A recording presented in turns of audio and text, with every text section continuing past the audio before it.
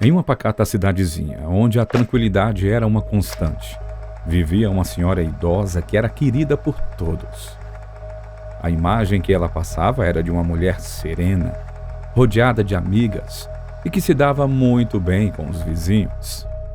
Agora, imagine a surpresa, o choque e o horror ao descobrir que, por trás desse disfarce, estava uma realidade que ninguém poderia imaginar. Essa mesma idosa, de apenas 1,50 m, era uma serial killer que, de forma grotesca e perturbadora, utilizava os braços e pernas das suas vítimas para fabricar sabão.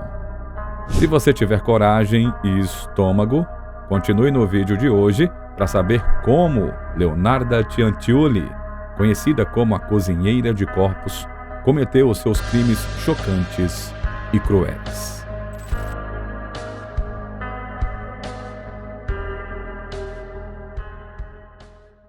Em 1893, em Correggio, na Itália, Leonarda Cianciulli nasceu, fruto de um estupro. Por ter sido gerada de uma forma muito traumática, a mãe de Leonarda nunca demonstrou afeto à sua filha. Além disso, passava o tempo inteiro dizendo à menina que ela estava amaldiçoada e que só teria má sorte durante toda a vida. Sem o amor materno e sem outros parentes acolhedores, a vida de Leonarda foi muito difícil durante toda a sua infância. Por esse motivo, ela chegou a tentar suicídio por várias vezes.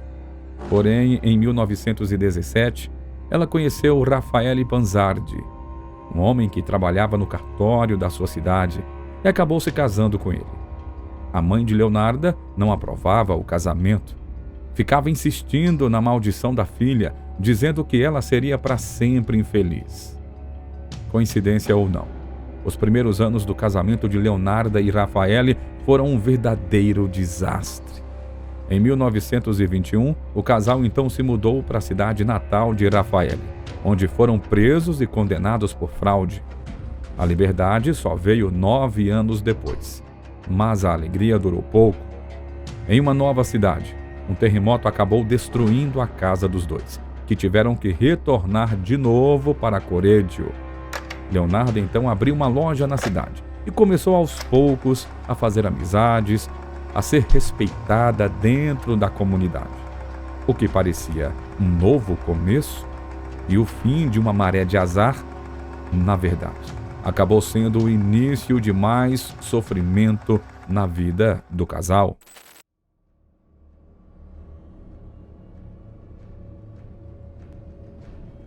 Leonarda engravidou 17 vezes. É isso mesmo, 17 vezes. Por 3 vezes, abortou de forma espontânea. 10 dos seus filhos morreram jovens, antes mesmo da adolescência.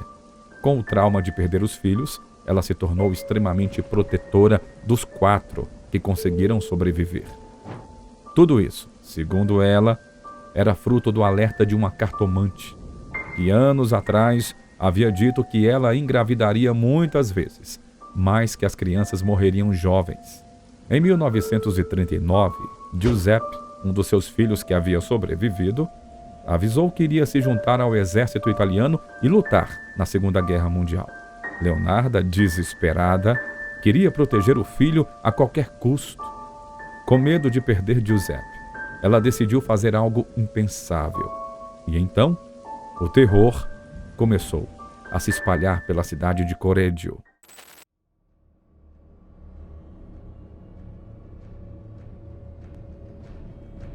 Leonarda começou a sonhar com a sua mãe, nessa época já falecida. Nos sonhos, a mulher dizia que precisava de almas inocentes para se alimentar e, em troca, ela deixaria os filhos de Leonarda vivos. Dessa forma, ela passou a acreditar que a única maneira de salvar os filhos era fazendo sacrifícios humanos.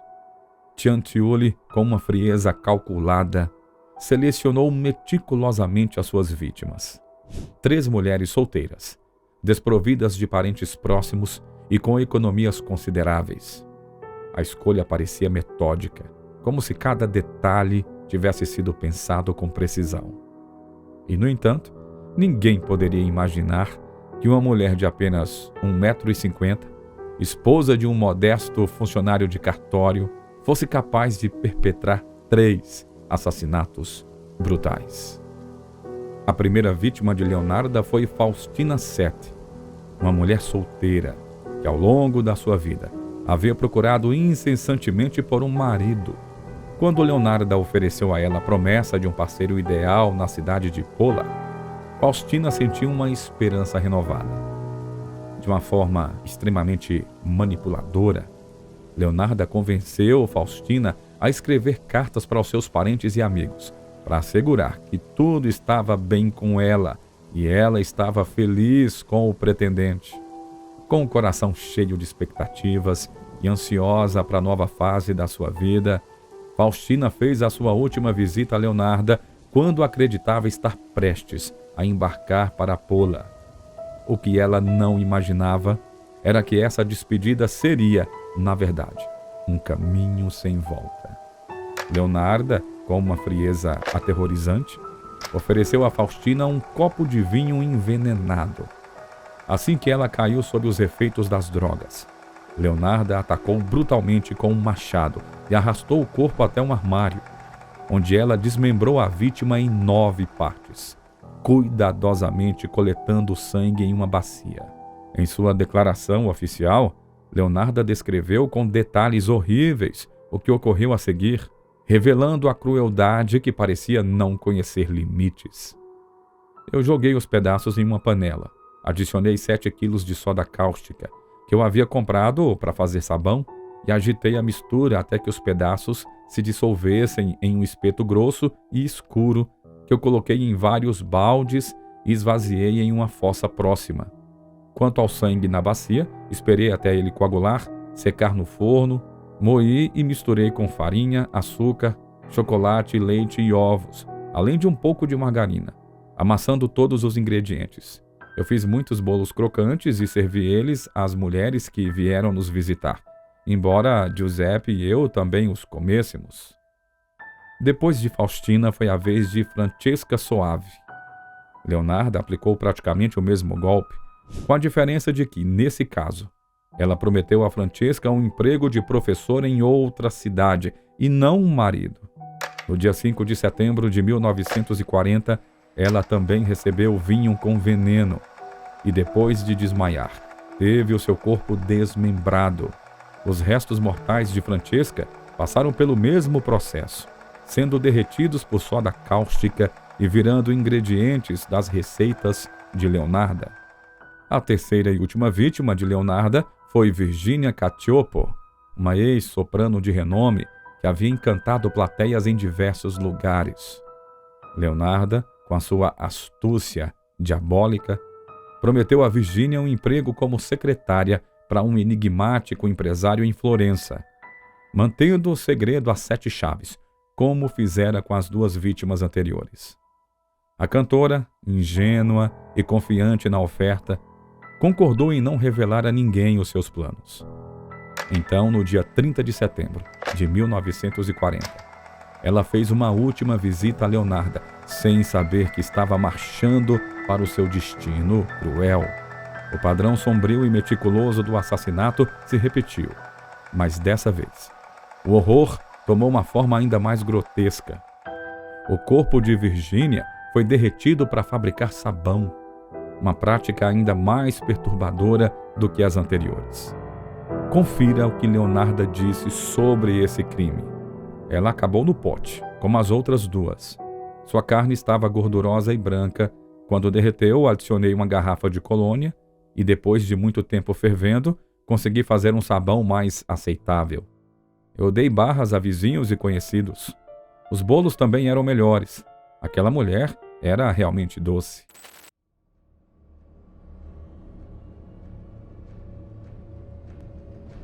O desaparecimento repentino de Virginia acabou levantando suspeitas na mente da sua irmã, que tinha visto ela pela última vez, entrando na casa de Leonarda.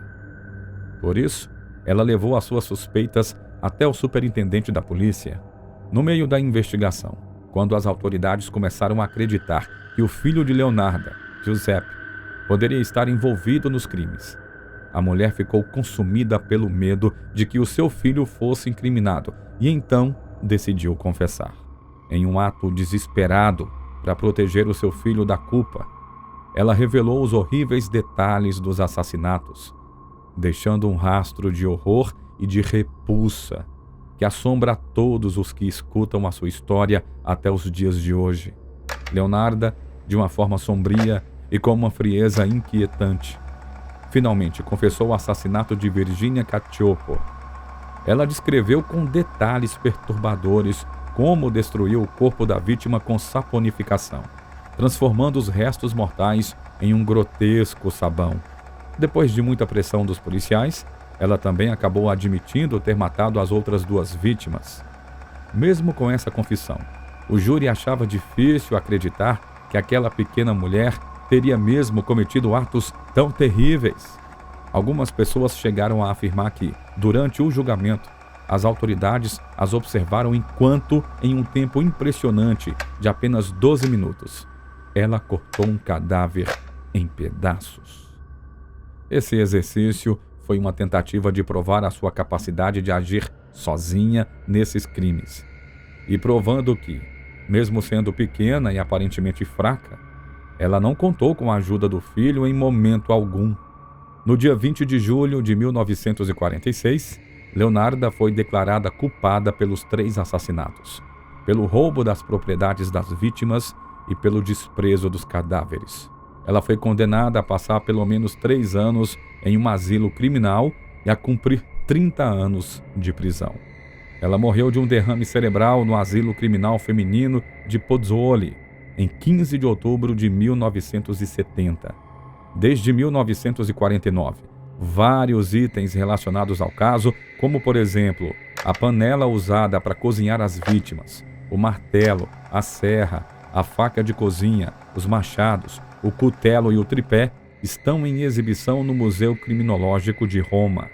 A história de Leonarda Cianciulli é um lembrete sombrio da capacidade humana para o mal, de como uma crença pode levar uma pessoa a agir de forma desumana e até onde vai o desespero de uma mãe para proteger um filho. Se você gostou de saber mais detalhes grotescos sobre essa história, não esqueça de deixar o seu like e também se inscrever em nosso canal para acompanhar mais vídeos com histórias macabras como essa. Grande abraço e até a próxima!